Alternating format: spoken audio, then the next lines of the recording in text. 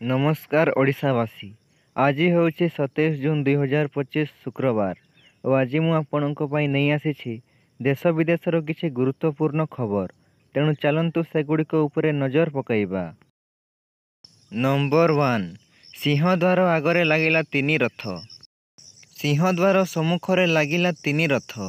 घंट मृदंग काहाड़ी नादरे कंपिला बड़दाण्ड। आज्ञामाड़ विजे पर तीन रथ को टाणी आनिले सुरक्षा बाहिनी और पुलिस। परंपरा अनुसारे प्रथमे नंदीघोष, परे दर्पदड़न एवं शेषरे ताड़ध्वज रथ सिंहद्वार आगरे लागिछि। एबे चतुर्धा विग्रह को अपेक्षा। नीलकंदर छाड़ी बाहुड़ी आसिबे नीलमणि। भक्तों को देवे दर्शन। चका आखि सह आखि मिसेइबाकु व्याकुल श्रद्धालु। महाप्रभुंक विश्व प्रसिद्ध रथयात्रा 2025 ପାଇଁ ଶ୍ରୀକ୍ଷେତ୍ର ଲୋକରଣୀୟ ହେବାରେ ଲାଗିଛି। ବଡ଼ଦାଣ୍ଡରେ ଗହଳି ବଢ଼ିବାରେ ଲାଗିଛି। ରାଜ୍ୟରେ ଚାରିଆଡ଼ୁ ଶ୍ରଦ୍ଧାଳୁ ପୁରୀ ମୁହାଁ ହେଉଛନ୍ତି। ରଥରୂଢ଼ କାଳିଆ ସାଆନ୍ତଙ୍କ ଦର୍ଶନ ପାଇଁ ଦେଶ ବିଦେଶରୁ ଭକ୍ତ ଆସି ପୁରୀ ପହଞ୍ଚୁଛନ୍ତି। ନମ୍ବର 2, ଦୁଇ ଚକିଆ ଯାନରେ ଲାଗିବନି ଟୋଲ୍ ଟ୍ୟାକ୍ସ। କେନ୍ଦ୍ରମନ୍ତ୍ରୀ। ଜୁଲାଇ 15ରୁ ଦୁଇ ଚକିଆ ଗାଡ଼ିରୁ ଟୋଲ୍ ଟ୍ୟାକ୍ସ ସଂଗ୍ରହ ଖବରକୁ କେନ୍ଦ୍ରମନ୍ତ୍ରୀ ନୀତିନ ଗଡ଼କରୀ ଖଣ୍ଡନ କରିଛନ୍ତି।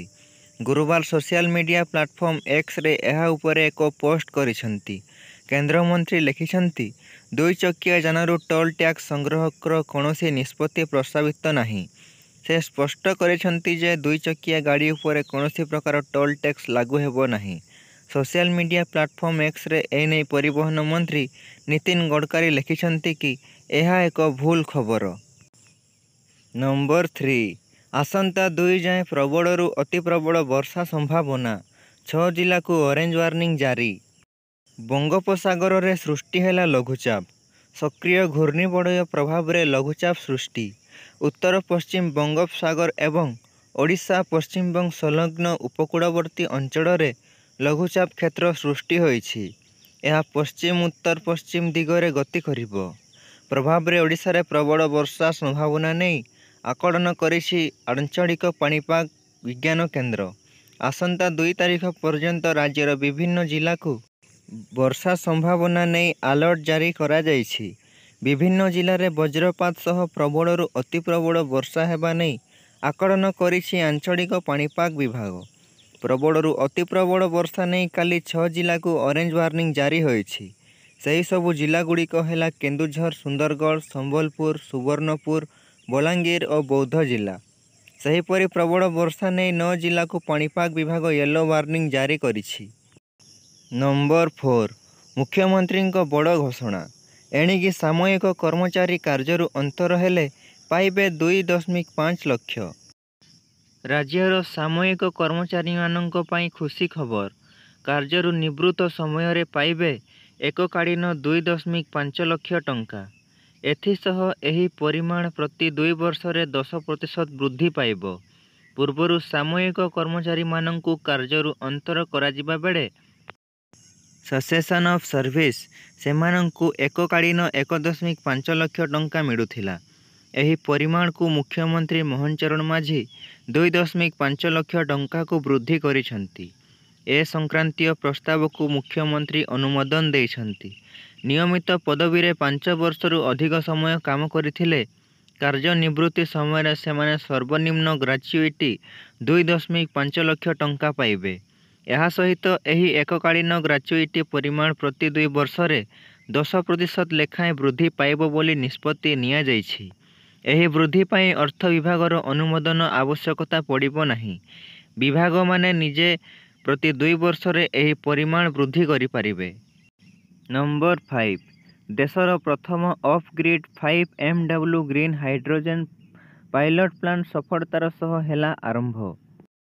Adani new industries limited ANIL ଆଜି ଗୁଜରାଟର କଚ୍ଛରେ ଭାରତର ପ୍ରଥମ 5MW କ୍ଷମତା ବିଶିଷ୍ଟ ଗ୍ରିନ୍ ହାଇଡ୍ରୋଜେନ୍ ପାଇଲଟ ପ୍ଲାଣ୍ଟକୁ ସଫଳତାର ସହ କାର୍ଯ୍ୟକ୍ଷମ କରିଛି। ଏହି ପ୍ଲାଣ୍ଟ ଦେଶର ସ୍ପଷ୍ଟ ଶକ୍ତି ପ୍ରଦର୍ଶନରେ ଏକ ପ୍ରମୁଖ ମାଇଲଖୁଣ୍ଟ। ଏହି ଅତ୍ୟାଧୁନିକ ପ୍ଲାଣ୍ଟଟି 100% ସୌରଶକ୍ତି ଦ୍ୱାରା ସବୁଜ ଚାଳିତ ଏବଂ ଏକ ବ୍ୟାଟେରୀ ଶକ୍ତି ସଂରକ୍ଷଣ ପ୍ରଣାଳୀ BESS ସହିତ ସଂଯୁକ୍ତ। ଯାହା ଏହାକୁ ସମ୍ପୂର୍ଣ୍ଣ ଭାବରେ ଅଫ୍-ଗ୍ରିଡ୍ କାର୍ଯ୍ୟ କରିବାକୁ ଅନୁମତି ଦିଏ।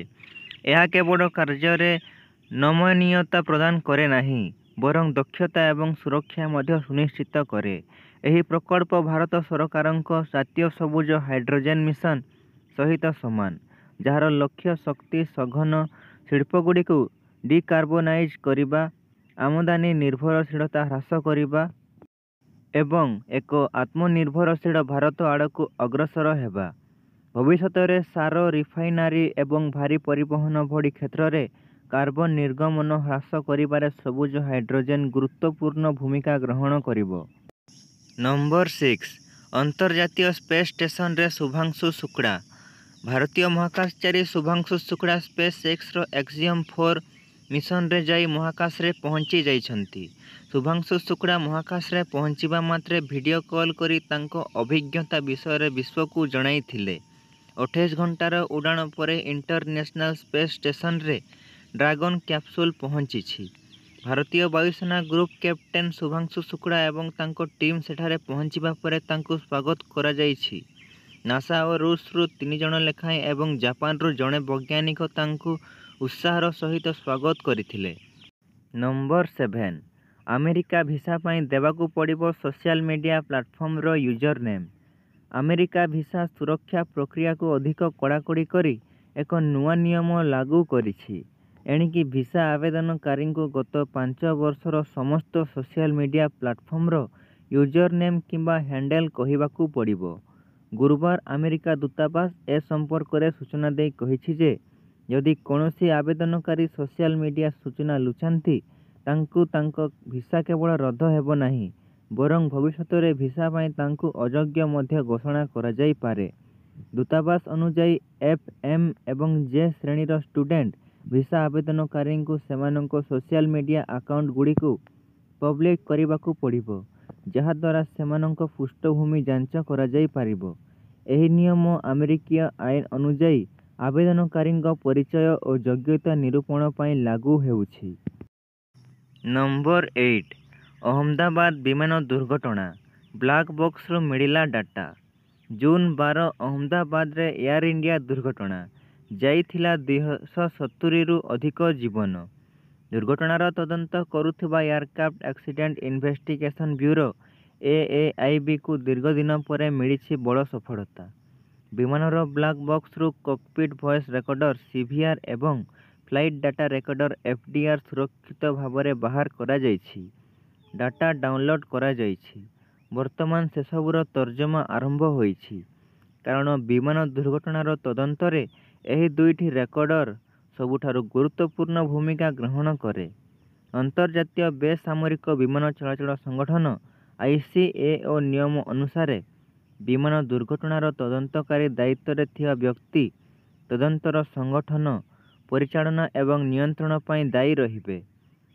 ICAOର ପରିଶିଷ୍ଟ 13 ଯାହା ବିମାନ ଦୁର୍ଘଟଣା ଏବଂ ଘଟଣାର ତଦନ୍ତ ପାଇଁ ନିର୍ଦ୍ଦେଶାବଳୀକୁ ରୂପରେଖ ଦିଏ, ଏହା ମଧ୍ୟ ଉଲ୍ଲେଖ କରେ ଯେ ଦୁର୍ଘଟଣାର 30 ଦିନ ମଧ୍ୟରେ ଏକ ପ୍ରାରମ୍ଭିକ ରିପୋର୍ଟ ଦାଖଲ କରିବାକୁ ପଡ଼ିବ। ନମ୍ବର 9 ଭିଜିଲାନ୍ସ ଜାଲରେ ଆକାଉଣ୍ଟାଣ୍ଟ। ଓଡ଼ିଶା ଭିଜିଲାନ୍ସ କୁଜଙ୍ଗା ବ୍ଲକ ଶିକ୍ଷା ଅଧିକାରୀ BEOର ଆକାଉଣ୍ଟାଣ୍ଟଙ୍କୁ ଜଣେ ସ୍କୁଲ ଶିକ୍ଷକଙ୍କଠାରୁ ଲାଞ୍ଚ ନେବା ଅଭିଯୋଗରେ ଗିରଫ କରିଛି। ଅଭିଯୁକ୍ତ ସୂର୍ଯ୍ୟକାନ୍ତ ସ୍ୱାଇଁ ତାଙ୍କ କାର୍ଯ୍ୟାଳୟ ଭିତରେ ଅଭିଯୋଗକାରୀଙ୍କଠାରୁ 5,000 ଟଙ୍କା ନେଉଥିବା ବେଳେ ଧରାପଡ଼ିଛନ୍ତି। ଜଣେ ଶିକ୍ଷକଙ୍କ ଗୃହ ନିର୍ମାଣ ପାଇଁ 1.5 ଲକ୍ଷ ଟଙ୍କାର ଅଗ୍ରିମ ବିଲ୍ ପ୍ରଦାନ କରି ସେ 5,000 ଟଙ୍କା ମାଗିଥିବା ଅଭିଯୋଗ ହେଉଛି। ଏହି ବିଲ୍କୁ ପୂର୍ବରୁ କର୍ତ୍ତୃପକ୍ଷଙ୍କ ଦ୍ୱାରା ମଞ୍ଜୁର କରାଯାଇଥିଲା। ସରକାରୀ ଅନୁମୋଦନ ସତ୍ତ୍ୱେ ଅଭିଯୁକ୍ତ ବିନା କାରଣରେ ବିଲ୍କୁ ଅଟକାଇ ରଖିଥିଲେ। ଅଭିଯୋଗକାରୀ ଅଭିଯୋଗ କରିଛନ୍ତି ଯେ, ଅଭିଯୁକ୍ତ ଜାଣିଶୁଣି ବିଲ୍ ପ୍ରକ୍ରିୟାକୁ ବିଳମ୍ବ କରୁଥିଲେ ଏବଂ ଟଙ୍କା ଦେବା ପାଇଁ ଲାଞ୍ଚ ଦାବି କରୁଥିଲେ। ଅଭିଯୋଗ ଉପରେ କାର୍ଯ୍ୟାନୁଷ୍ଠାନ ଗ୍ରହଣ କରି ଓଡ଼ିଶା ଭିଜିଲାନ୍ସ ଅଧିକାରୀମାନେ ଏକ ଜାଲ ବିଛାଇ ସୂର୍ଯ୍ୟକାନ୍ତ ସ୍ୱାଇଁଙ୍କୁ ତାଙ୍କ କାର୍ଯ୍ୟାଳୟ ଭିତରେ ଲାଞ୍ଚ ଗ୍ରହଣ କରୁଥିବା ସମୟରେ ଗିରଫ କରିଥିଲେ। ତାଙ୍କ ନିକଟରୁ ଲାଞ୍ଚ ଟଙ୍କା ପ୍ରମାଣ ସ୍ୱରୂପ ଜବତ କରାଯାଇଥିଲା। ନମ୍ବର 10 ବନ୍ଦ ହେଲା ମାତା ବୈଷ୍ଣୋଦେବୀ ମାର୍ଗ। ଚଳିତ ବର୍ଷ ତୃତୀୟ ଥର ପାଇଁ ବନ୍ଦ ହେଲା ମାତା ବୈଷ୍ଣୋଦେବୀ ଯାତ୍ରା। ଏଥର ହିମକୋଟିରେ ଭୂସ୍ଫଳନ ଯୋଗୁଁ ରାସ୍ତାରେ 30 ଫୁଟର ପଥର ପଙ୍କ କାଦୁଅ ଜମା ହୋଇଯାଇଛି। ରାସ୍ତାରେ ବଡ଼ ବଡ଼ ପଥର ପଡ଼ିଥିବାରୁ ଯାତ୍ରା ବନ୍ଦ କରାଯାଇଛି। ଜମ୍ମୁ କାଶ୍ମୀରରେ ପ୍ରବଳ ବର୍ଷା ଯୋଗୁଁ ମାତା ବୈଷ୍ଣୋଦେବୀଙ୍କ ଯାତ୍ରା ପୁଣି ଥରେ ବନ୍ଦ କରି ଦିଆଯାଇଛି।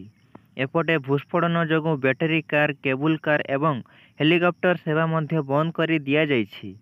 ଭକ୍ତଙ୍କ ସୁରକ୍ଷାକୁ ଦୃଷ୍ଟିରେ ରଖି ଯାତ୍ରାକୁ ପାରମ୍ପରିକ ପୁରୁଣା ମାର୍ଗରେ ଜାରି ରଖାଯାଇଛି। ପାଣିପାଗକୁ ଦୃଷ୍ଟିରେ ରଖି ସତର୍କ ରହିବାକୁ ଏବଂ କେବଳ ଅନୁମୋଦିତ ରୁଟ୍ ଏବଂ ନିର୍ଦ୍ଦେଶାବଳୀ ପାଳନ କରିବାକୁ ପ୍ରଶାସନ ତୀର୍ଥଯାତ୍ରୀମାନଙ୍କୁ ନିବେଦନ କରିଛି। ଏହା ସହିତ ତୀର୍ଥଯାତ୍ରୀ ବୋର୍ଡ ଏବଂ ବିପର୍ଯ୍ୟୟ ପରିଚାଳନା ବାହିନୀର ଦଳ ଘଟଣାସ୍ଥଳରେ ନିୟୋଜିତ ହୋଇଛନ୍ତି ଏବଂ ଭଗ୍ନାବଶେଷ ହଟାଇବା କାର୍ଯ୍ୟରେ ଦ୍ରୁତ ଗତିରେ ଚାଲିଛି। ନମ୍ବର 11 ନବୀନଙ୍କୁ ଫୋନ୍ କରି ସ୍ୱାସ୍ଥ୍ୟ କଥା ବୁଝିଲେ ପିଏମ୍ ମୋଦି। ପ୍ରଧାନମନ୍ତ୍ରୀ ନରେନ୍ଦ୍ର ମୋଦି ଓଡ଼ିଶାର ପୂର୍ବତନ ମୁଖ୍ୟମନ୍ତ୍ରୀ ତଥା ବିରୋଧୀ ଦଳ ନେତା ନବୀନ ପଟ୍ଟନାୟକଙ୍କ ସ୍ୱାସ୍ଥ୍ୟ ସମ୍ପର୍କରେ ପଚାରିବା ପାଇଁ ଗତକାଲି ରାତିରେ ତାଙ୍କ ସହ ଫୋନ୍ରେ କଥା ହୋଇଛନ୍ତି ଏବଂ ଶୀଘ୍ର ଓ ପୂର୍ଣ୍ଣ ଆରୋଗ୍ୟ ପାଇଁ ଶୁଭେଚ୍ଛା ଜଣାଇଛନ୍ତି। ବିଜୁ ଜନତା ଦଳ ବିଜେଡି ସଭାପତି ନବୀନ ପଟ୍ଟନାୟକ ନିକଟରେ ମୁମ୍ବାଇର କୋକିଳାବେନ ଧୀରୁଭାଇ ଆମ୍ବାନୀ ହସ୍ପିଟାଲରେ ସର୍ଭିକାଲ ଆର୍ଥ୍ରାଇଟିସର ଅସ୍ତ୍ରୋପଚାର କରିଥିଲେ। ଜୁନ୍ 22ରେ ତାଙ୍କର ଅସ୍ତ୍ରୋପଚାର ସଫଳତାର ସହ ସମ୍ପନ୍ନ ହୋଇଥିଲା ଏବଂ ସେ ବର୍ତ୍ତମାନ ଆଇସିୟୁରୁ ଏକ ବ୍ୟକ୍ତିଗତ କକ୍ଷକୁ ସ୍ଥାନାନ୍ତରିତ ହୋଇଛନ୍ତି, ଯାହା ତାଙ୍କ ସ୍ୱାସ୍ଥ୍ୟରେ ଉନ୍ନତିର ସଂକେତ ଦେଉଛି।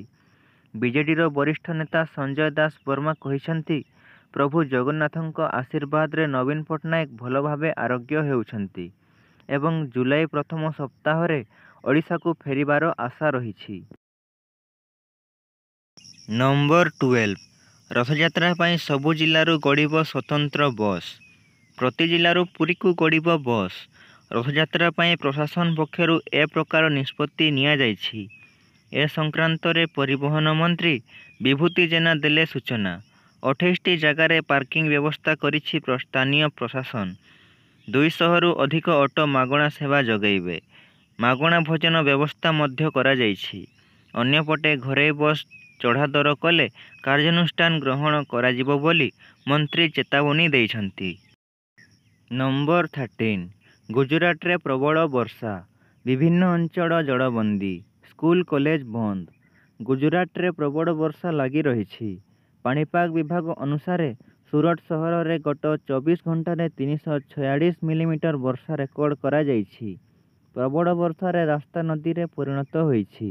ତଳିଆ ଅଞ୍ଚଳରେ ପାଣି ପଶିଥିବାରୁ ଲୋକେ ଜଳବନ୍ଦୀ ହୋଇଛନ୍ତି। ଗତ 7 ବର୍ଷ ମଧ୍ୟରେ ଗୋଟିଏ ଦିନରେ ସର୍ବାଧିକ ବର୍ଷା ରେକର୍ଡ କରାଯାଇଛି। ସ୍ଥାନୀୟ ପ୍ରଶାସନ ଉଦ୍ଧାର କାର୍ଯ୍ୟ ଜାରି ରଖିଛନ୍ତି। ଏନଡିଆରଏଫ୍ ଏବଂ ଏସଡିଆରଏଫ୍ ଟିମ୍ ଫସିଥିବା ଲୋକଙ୍କୁ ଉଦ୍ଧାର କାର୍ଯ୍ୟ ଜାରି ରଖିଛନ୍ତି। ଅହମ୍ମଦାବାଦ, ଭଦୋଦରା ଏବଂ ଗାନ୍ଧୀନଗର ମଧ୍ୟରେ ମଧ୍ୟମ ଧରଣର ବର୍ଷା ସମ୍ଭାବନା ରହିଛି। ତେବେ ପ୍ରବଳ ବର୍ଷାକୁ ଦୃଷ୍ଟିରେ ରଖି ପ୍ରଶାସନ ସ୍କୁଲ କଲେଜ ବନ୍ଦ କରିବାକୁ ନିଷ୍ପତ୍ତି ନେଇଛି। ଲୋକମାନଙ୍କୁ ଘରେ ରହିବାକୁ ଅପିଲ କରାଯାଇଛି। ଅନେକ ଗାଡ଼ି ପାଣିରେ ବୁଡ଼ି ରହିଛି। ଲୋକମାନଙ୍କୁ ପ୍ରଶାସନ ଟ୍ରାକ୍ଟର ଜରିଆରେ ସୁରକ୍ଷିତ ସ୍ଥାନକୁ ସ୍ଥାନାନ୍ତର କରୁଛି। ଗୁଜରାଟ ସରକାର ଏଭଳି ଆପତ୍କାଳୀନ ସ୍ଥିତିରୁ ମୁକୁଳିବା ପାଇଁ 24 ଘଣ୍ଟିଆ ସକ୍ରିୟ ରହିଛି। ସ୍ୱାସ୍ଥ୍ୟ, ବିଜୁଳି ଓ ଅନ୍ୟାନ୍ୟ ଆପତ୍କାଳୀନ ସ୍ଥିତି ପାଇଁ ରହିବାକୁ ନିର୍ଦ୍ଦେଶ ଦେଇଛି। ଲୋକମାନଙ୍କୁ ନଦୀ, ନାଳ ପାଖକୁ ଯିବାକୁ ସତର୍କ ରହିବାକୁ ଅପିଲ କରାଯାଇଛି। ନମ୍ବର 14 ଇରାନ ଉପରେ ବଡ଼ ମନ୍ତବ୍ୟ ଦେଲେ ଟ୍ରମ୍ପ। ପେଣ୍ଟାଗନର ଗୁପ୍ତଚର ରିପୋର୍ଟକୁ ପ୍ରତ୍ୟାଖ୍ୟାନ କରି ଆମେରିକା ରାଷ୍ଟ୍ରପତି ଡୋନାଲ୍ଡ ଟ୍ରମ୍ପ କହିଛନ୍ତି, ଆମେରିକା ଆକ୍ରମଣରେ ଇରାନର ପରମାଣୁ କେନ୍ଦ୍ରଗୁଡ଼ିକ ସମ୍ପୂର୍ଣ୍ଣ ନଷ୍ଟ ହୋଇଯାଇଛି। ଏଥିରେ ସନ୍ଦେହ କରିବାର କୌଣସି ଆବଶ୍ୟକତା ନାହିଁ। ଇରାନ ତା'ର ପରମାଣୁ କାର୍ଯ୍ୟକ୍ରମ ପୁନଃ ଆରମ୍ଭ କରିପାରିବ ନାହିଁ। ଯଦି ଇରାନ ତା'ର ପରମାଣୁ କେନ୍ଦ୍ରଗୁଡ଼ିକ ପୁନଃନିର୍ମାଣ କରେ, ତେବେ ଟ୍ରମ୍ପ ପୁଣି ଥରେ ଆକ୍ରମଣ କରି ସେଗୁଡ଼ିକ ଧ୍ୱଂସ କରିବାର ସମ୍ଭାବନାକୁ ଅସ୍ୱୀକାର କରିନାହାନ୍ତି। ସେ କହିଛନ୍ତି, ସେହି ପରିସ୍ଥିତିରେ ଇସ୍ରାଏଲ ଏବଂ ଇରାନ ମଧ୍ୟରେ ପୁଣି ଥରେ ଯୁଦ୍ଧ ଆରମ୍ଭ ହୋଇପାରେ। ସେ ହେଗ୍ରେ ସାମ୍ବାଦିକମାନଙ୍କ ପ୍ରଶ୍ନର ଉତ୍ତରରେ ଏହି କଥା କହିଛନ୍ତି। ନମ୍ବର 15 ପ୍ରଥମ ଥର କଟିଆ ରଥଯାତ୍ରାରେ ସାମିଲ ହେବେ ମନ୍ତ୍ରୀ। କଟିଆର ରଥ ଟାଣିବେ ରାଜସ୍ୱ ମନ୍ତ୍ରୀ। ପ୍ରଥମ ଥର ପାଇଁ କଟିଆ ରଥଯାତ୍ରାରେ ସାମିଲ ହେବେ ରାଜସ୍ୱ ମନ୍ତ୍ରୀଙ୍କ ସହ ଏକାଧିକ ମନ୍ତ୍ରୀ। ଏଥର ମନ୍ତ୍ରୀଙ୍କୁ ରଥଯାତ୍ରାରେ ସାମିଲ ହେବାକୁ କଟିଆବାସୀଙ୍କ ଅନୁରୋଧ ଆସିଥିଲା। ତାହାକୁ ବିଚାର କରି କାର୍ଯ୍ୟକ୍ରମ ଚୂଡ଼ାନ୍ତ କରାଯାଉଛି। ରାଜସ୍ୱ ମନ୍ତ୍ରୀଙ୍କ ସହ ଏକାଧିକ ମନ୍ତ୍ରୀ କଟିଆ ଯାଇ ରଥଯାତ୍ରାରେ ସାମିଲ ହେବେ। ଆସନ୍ତାକାଲି ସୁଦ୍ଧା କାର୍ଯ୍ୟକ୍ରମ ଚୂଡ଼ାନ୍ତ ହେବ। ପୁରୀ ରଥଯାତ୍ରା ପରଦିନ କଟିଆରେ ରଥଯାତ୍ରା ଅନୁଷ୍ଠିତ ହୋଇଥାଏ। ତେବେ କଟିଆ ବିବାଦର ସମାଧାନ ପାଇଁ ରାଜସ୍ୱ ମନ୍ତ୍ରୀଙ୍କ ଅଧ୍ୟକ୍ଷତାରେ ଏକ କମିଟି ଗଠନ ହୋଇଛି। କମିଟିର ପ୍ରଥମ ବୈଠକ ମଧ୍ୟ ଶେଷ ହୋଇଛି। ରଥଯାତ୍ରାରେ ମନ୍ତ୍ରୀ କଟିଆ ଯାଉଥିବା ବେଳେ ସେ ନେଇ ସମୀକ୍ଷା କରିପାରନ୍ତି। ନମ୍ବର 16 ବିଶ୍ୱ ପ୍ରସିଦ୍ଧ ରଥଯାତ୍ରା ଦେଖିବାକୁ ଆସୁଛନ୍ତି ଉପରାଷ୍ଟ୍ରପତି। ପୁରୀ ରଥଯାତ୍ରା ଦେଖିବାକୁ ଆସୁଛନ୍ତି ଉପରାଷ୍ଟ୍ରପତି ଜଗଦୀପ ଧନଖଡ଼। ଏହା ସହ ଅନେକ ଶିଳ୍ପପତି ଏବଂ ଭିଭିଆଇପି ମଧ୍ୟ ପୁରୀ ଆସି ରଥଯାତ୍ରା ଦେଖିବେ। ପ୍ରଭୁ ଜଗନ୍ନାଥଙ୍କୁ ଦର୍ଶନ କରିବେ। କେନ୍ଦ୍ରମନ୍ତ୍ରୀମାନେ ଆସିବେ ପୁରୀକୁ। ବର୍ତ୍ତମାନ ସୁଦ୍ଧା 10ରୁ 12 ଜଣଙ୍କ ତାଲିକା ଆସିଛି। ରଥଯାତ୍ରା ପାଇଁ ପୁରୀକୁ କୋଣ ଅନୁକୋଣରୁ ଭକ୍ତ ଆସିବେ, ଦର୍ଶନ କରିବେ। ସେଥିପାଇଁ ପରିବହନ ବିଭାଗ ତରଫରୁ ପ୍ରତି ଜିଲ୍ଲାରୁ ବସ୍ ଆସିବ। 28ଟି ଜାଗାରେ ପାର୍କିଂ ବ୍ୟବସ୍ଥା ହୋଇଛି। 11ଟି କ୍ରେନ୍ ମୃତାୟନ କହିଛି। 200 ଅଟୋ ମାଗଣା ସେବା ଦେବେ। ମାଗଣା ଭୋଜନ ବ୍ୟବସ୍ଥା ମଧ୍ୟ କରାଯାଇଛି। ଘରୋଇ ବସ୍ ଚଢ଼ାଦର କଲେ ସେମାନଙ୍କ ଉପରେ କାର୍ଯ୍ୟାନୁଷ୍ଠାନ ନିଆଯିବ। ସବୁ ବସ୍ରେ ଲାଗିଛି ଦରର ଲିଷ୍ଟ। ଏନେଇ ସୂଚନା ଦେଇଛନ୍ତି ପରିବହନ ମନ୍ତ୍ରୀ ବିଭୂତି ଜେନା। ନମ୍ବର 17 28ରୁ ଆରମ୍ଭ ହେବ ରତ୍ନଭଣ୍ଡାର ମରାମତି କାମ। ଶ୍ରୀମନ୍ଦିର ରତ୍ନଭଣ୍ଡାର ମରାମତି ନେଇ ଆଲୋଚନା ହୋଇଛି। ଏଏସ୍ଆଇ ଅଧିକାରୀଙ୍କ ସହ ବୈଠକ ହୋଇଥିଲା। ଭିତର ରତ୍ନଭଣ୍ଡାର କାର୍ଯ୍ୟ ପ୍ରାୟତଃ ସରିଛି। ବାହାର ରତ୍ନଭଣ୍ଡାରର ପ୍ରାୟ 90ଟି ପଥର ବଦଳାଯିବ। 28 ତାରିଖରୁ ରତ୍ନଭଣ୍ଡାର ମରାମତି କାର୍ଯ୍ୟ ଆରମ୍ଭ ହେବ। ମରାମତି କାର୍ଯ୍ୟ ପାଇଁ ଏଏସ୍ଆଇ ସମ୍ପୂର୍ଣ୍ଣ ପ୍ରସ୍ତୁତ ଅଛି। ସ୍ୱଳ୍ପ ଅବଧି ମଧ୍ୟରେ ରତ୍ନଭଣ୍ଡାର ମରାମତି କାର୍ଯ୍ୟ ଶେଷ କରିବା ଲାଗି ଲକ୍ଷ୍ୟ ରଖାଯାଇଛି। ବାହାର ରତ୍ନଭଣ୍ଡାରର କବାଟରେ ବର୍ମାଟି କାଠ ଲଗାଯାଇ ରୂପା ଛାଉଣି କରାଯିବ ବୋଲି ଶ୍ରୀମନ୍ଦିର ମୁଖ୍ୟ ପ୍ରଶାସକ କହିଛନ୍ତି। ନମ୍ବର 18 ରାଜ୍ୟକୁ ସମ୍ପୂର୍ଣ୍ଣ ଗଞ୍ଜେଇ ମୁକ୍ତ କରିବାକୁ ପ୍ରକ୍ରିୟା ଆରମ୍ଭ। ରାଜ୍ୟକୁ ସମ୍ପୂର୍ଣ୍ଣ ଗଞ୍ଜେଇ ମୁକ୍ତ କରିବାକୁ ପ୍ରକ୍ରିୟା ଆରମ୍ଭ। ନୀଳ ଜହରକୁ ମୂଳପୋଛ କରିବା ପାଇଁ ଆକ୍ସନ ମୋଡରେ ଅବକାରୀ ବିଭାଗ। ଏନେଇ ଅବକାରୀ ମନ୍ତ୍ରୀ ପୃଥ୍ୱୀରାଜ ହରିଚନ୍ଦନଙ୍କ ସୂଚନା। ଚଳିତ ବର୍ଷ ସର୍ବାଧିକ ଗଞ୍ଜେଇ ଚାଷ ନଷ୍ଟ କରାଯାଇଛି। ବିଭିନ୍ନ ସ୍ଥାନରେ ଜନଜାତିର ଲୋକଙ୍କୁ ପ୍ରଲୋଭିତ କରାଯାଉଛି। ମିଛ କହି ସେମାନଙ୍କୁ ଚାଷରେ ନିୟୋଜିତ କରୁଛନ୍ତି। ସେମାନଙ୍କ ଉପରେ ସରକାରଙ୍କ ତୀକ୍ଷ୍ଣ ନଜର ରହିଛି ବୋଲି ପୃଥ୍ୱୀରାଜ ହରିଚନ୍ଦନ କହିଛନ୍ତି। ଏହାସହ ଜନଜାତିଙ୍କ ପାଇଁ ବିକଳ୍ପ ବ୍ୟବସ୍ଥା କରାଯିବ। ପୋଲିସ ବିଭାଗ ସହ ମିଶି ଆଲୋଚନା କରାଯିବ ବୋଲି କହିଛନ୍ତି ଅବକାରୀ ମନ୍ତ୍ରୀ Prithviraj Harichandan. Number 19 11 fake website ତାଲିକା ଜାରି କଲା କ୍ରାଇମବ୍ରାଞ୍ଚ। 11 ଫେକ୍ ୱେବସାଇଟ୍ ୟୁଆରଏଲ୍ସ ଠାରୁ ଦୂରେଇ ରହିବାକୁ ପରାମର୍ଶ। 11 ଫେକ୍ ୱେବସାଇଟ୍ର ତାଲିକା ଜାରି କଲା କ୍ରାଇମବ୍ରାଞ୍ଚ। ବିଶେଷ କରି ହୋଟେଲ ବୁକିଂ ପାଇଁ ଠକେଇ ଚାଲିଥିବା ଜଣାଇଲା। ୟୁପିଆଇ ୱାଲେଟ୍ ଓ ବ୍ୟାଙ୍କ ଟ୍ରାନ୍ସଫର ଜରିଆରେ ଠକେଇ କରୁଛନ୍ତି। ଠକେଇର ଶିକାର ହେଲେ ତୁରନ୍ତ 1930କୁ ଡାଏଲ କରନ୍ତୁ। ରଥଯାତ୍ରାକୁ ଆସୁଥିବା ପର୍ଯ୍ୟଟକଙ୍କୁ ସଚେତନ କରାଇଲା କ୍ରାଇମବ୍ରାଞ୍ଚ। ନମ୍ବର 20 2 ମାସରେ 300 ଲୋକଙ୍କୁ ଫାଶୀ ଦେଲାଣି ଇରାନ। ଇସ୍ରାଏଲ ସହିତ ଯୁଦ୍ଧବିରତି ପରେ ଇରାନ ଏବେ ଦେଶ ମଧ୍ୟରେ ରହୁଥିବା ଶତ୍ରୁମାନଙ୍କୁ ବିଶେଷ କରି ମୋସାଦ ଗୁପ୍ତଚରମାନଙ୍କୁ ଚିହ୍ନଟ କରି ଦଣ୍ଡ ଦେବା ଆରମ୍ଭ କରିଛି। ଇରାନ ଉପରେ ଇସ୍ରାଏଲ ଆକ୍ରମଣ ବେଳେ ଏହି ଗୁପ୍ତଚରମାନେ ଇରାନ ମଧ୍ୟରେ ରହି ଇରାନର ପରମାଣୁ ବିଜ୍ଞାନ ଓ ସେନା ଅଧିକାରୀମାନଙ୍କ ସମ୍ପର୍କିତ ସୂଚନା ପ୍ରଦାନ କରୁଥିଲେ। ନିକଟରେ ଗୋଟିଏ ଦିନ ମଧ୍ୟରେ 3 ଜଣଙ୍କୁ ଫାଶୀ ଦିଆଯାଇଥିଲା। ସେମାନଙ୍କ ଉପରେ ଇସ୍ରାଏଲି ଗୁଇନ୍ଦା ସଂସ୍ଥା ମୋସାଦ ପାଇଁ କାମ କରିବା ଏବଂ ଦେଶରେ ହତ୍ୟା ଷଡ଼ଯନ୍ତ୍ରରେ ସାମିଲ ଥିବା ଅଭିଯୋଗ ହୋଇଥିଲା। ଇରାନୀ ସମାଚାର ଏଜେନ୍ସି ମିଜାନ ଅନୁଯାୟୀ ଏହି ଲୋକମାନେ ଇସ୍ରାଏଲକୁ ସମ୍ବେଦନଶୀଳ ଉପକରଣ ଚୋରାଚାଲାଣ କରିଥିଲେ। ଗତ 2 ମାସ ମଧ୍ୟରେ ମୋସାଦ ସହିତ ଜଡ଼ିତ ଅନେକ ଲୋକଙ୍କୁ ଗିରଫ କରାଯାଇଛି ଏବଂ ପ୍ରାୟ 300 ଲୋକଙ୍କୁ ମୃତ୍ୟୁଦଣ୍ଡ ଦିଆଯାଇଛି। ଇରାନୀ ମାନବାଧିକାର ସଂଗଠନଗୁଡ଼ିକ ଦାବି କରିଛନ୍ତି ଯେ 2024ରେ ଏପର୍ଯ୍ୟନ୍ତ 900ରୁ ଅଧିକ ଲୋକଙ୍କୁ ଫାଶୀ ଦିଆଯାଇଛି। ଏହି କାର୍ଯ୍ୟ ଇରାନ ଏବଂ ଇସ୍ରାଏଲ ମଧ୍ୟରେ ଚାଲିଥିବା ଉତ୍ତେଜନାକୁ ପ୍ରତିଫଳିତ କରେ।